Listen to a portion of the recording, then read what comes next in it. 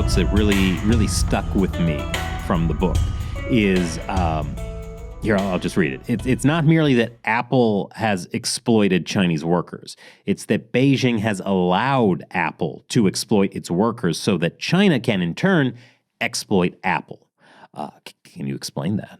Yeah, that's sort of the essence of the book. So in the 2 years I took off to write the book, whenever I just talked to a layperson and said this is what I was writing, they always assumed the same thing, which is like, oh, right, the Foxconn suicides, the tedium of assembling, Apple products, etc.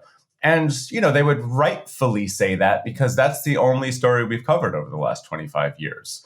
We've never really looked at what Apple's strategy is, how they operate with Chinese officials, the relationship between Foxconn basically like not just being the producer of their products, the assembler of their products, but really their political arm from the years 2003 to 2012 and how that changes. I mean, just so many unanswered, really unquestioned things about the narrative. And so I basically tried to flip that narrative on its head to look at like, if it's so obvious that these jobs are bad and that Apple's exploiting workers, like why would that be allowed to happen? And of course, the answer is technology transfer.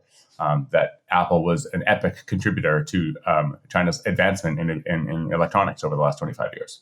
Yeah, I think people who aren't familiar with your work have no idea when you say, Apple's contributed to technology transfer, contributed to China's economy, like the scale of that is a little bit hard to imagine. Can you explain that a bit? Yeah, you're pushing me to give you two numbers, but before I give them, I need to explain the backdrop here. So we have to remember that Apple is almost 50. They turned 50 this April. And for the first half of their life, they really did manufacture their own products. I mean, the electronic supply chain, especially the one we know, did not exist when Apple was founded by two Steves in a garage in 1976.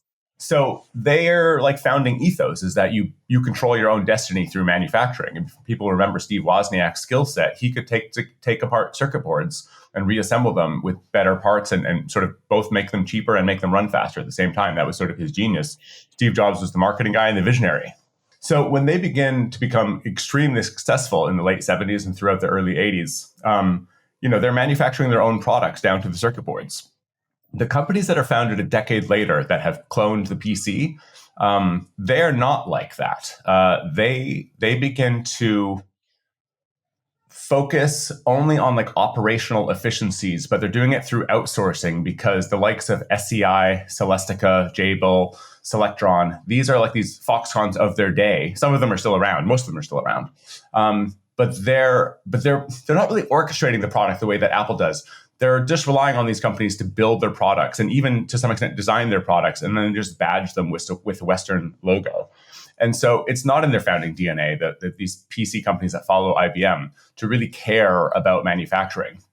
And the result of this is that they do so well using Windows and Intel chips and all these third parties to assemble their computers that by early 1996, Apple is nearly done for. I mean, they're really just trying to sell the company. They're not able to sell the company, but there is no plan B, and they're days away from bankruptcy. I think I revealed for the first time that they literally hired a Chapter 11 lawyer. I mean, it was that dire. Steve Jobs comes back as a sort of Hail Mary for the company. I mean, he doesn't even want the CEO position when they give it to him. That's a position he'd never had before. And so you'd think, well, why wouldn't he want the CEO position? It's because he thought the company was about to die, and he didn't want to oversee its demise. Instead, what happens is Johnny Ive and him, the design team, they come up with the translucent iMac. And there's this realization immediately that Apple doesn't have the skill set to build it, particularly because it's a monitor, right, with the computer stuffed inside. So they use their monitor manufacturer, which is LG. And when it becomes America's best-selling computer, LG expands in three continents altogether outside of Korea. So they begin to build it in I hope I'm not getting this wrong now, Wales and Mexico. And then Foxconn comes on board as a second supplier, and Foxconn's Taiwanese, but they operate in China and in the Czech Republic and in Fullerton, California. The reason I'm going through this history is that LG and Foxconn do not know how to build the computer.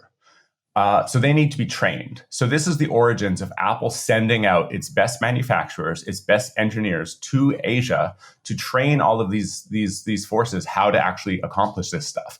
This is totally different than the likes of Dell or HP or anybody else.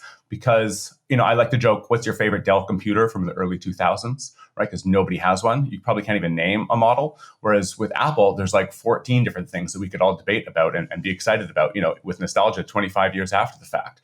So this is not a knock against anyone in Asia for not being able to build a computer. Nobody knew how to build these things. And so you needed to be trained. So if we really fast forward the narrative, that's really the missing topography in our understanding of Apple. The team called manufacturing design, a team of engineers that flies to Asia to train up all these factories. And because the iPhone, first the iPod, but then the iPhone becomes so wildly successful, Apple ends up having an impact on the level of a nation builder, like a government effort to build up talent and tech competence in hundreds of factories. So the number that blows people's minds is that since 2008, Apple has trained 28 million people in the supply chain. And when they do their own supply chain study and try to figure out how much are we contributing to Chinese factories, this is in 2015, the figure is $55 billion per year. And those are such large figures that I could not find any corporate equivalents. So I start comparing it to the CHIPS Act. I start comparing it to the Marshall Plan. Sorry for the long-winded answer, but that's the sort of background. Yeah. No, I mean, I think it's super fascinating and definitely want to talk about the Apple squeeze. But first about Foxconn, it's interesting that you just said that Foxconn was basically the political arm of Apple. Can you explain a little bit about how that worked and what made Foxconn as a company different from, these other operators who are in China as well?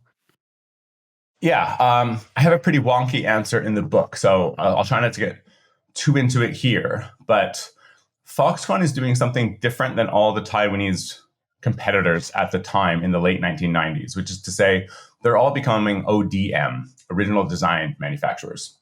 The design implies that instead of just offloading from the Western corporation, just think of an IBM, for instance, instead of just offloading their manufacturing, you're trying to take on their design and their research and development capabilities. If you're a Western company, to some extent, that's amazing because you're just taking more off your balance sheet and letting somebody else do it. But you can already realize how antithetical to Apple this would be, and Apple would never want to do that. And the reason the Taiwanese are doing it is because it's higher margin to do design and R&D in addition to the assembly, right? Sort of like the whole enchilada. Foxconn is really focused on being an OEM, so original equipment manufacturer. Really, they will just move heaven and earth to produce your designs, but they're not going to compete with you, and they're not going to do the design and the research. So this fits the bill for Apple because Apple wants to do all the design, all the R&D, and just really work hand in glove with Foxconn to do all of this stuff. The reason this is relevant is that Foxconn's model, they're not excited about low margin assembly either, but their goal is to figure out everything about the product and sort of vertically integrate and do more than just the final assembly. So Foxconn, we know them as a final assembly partner, but they do plastic injection molding, they do metal stamping, they become the experts at aluminum for a certain type of monitor, and then for the iPod Mini and so forth. So they take on these skill sets, and it does tend to be the lower value stuff. But what that means is that they need lots of dormitories for their people. They need lots of factories. They need a big footprint, and they need lots of migrant labor. As a result of that, they have lots of political connections to make that happen, and they're sort of parlaying Apple's orders into the Chinese political system to get that stuff for free. So I quote a senior person at Apple going through a Foxconn factory in the early 2000s in Shenzhen, and he talks about, quote unquote, the shithole conditions around him and the world-class machinery in the Foxconn factories. And he says all the machinery was bought by this Chinese government, or at least subsidized by them. And so Foxconn has all these political connections to make things happen. So Apple is really, from 2000 to 2012, really focused on the engineering efficiencies and really understanding the engineering. But it's Foxconn that is doing all these side deals to sort of build up its factories and beginning to build the industrial clusters. So around the assembly giant would be all these other companies that play some role in the computer. Some of them would be Foxconn subsidiaries. Some of them would be totally different companies.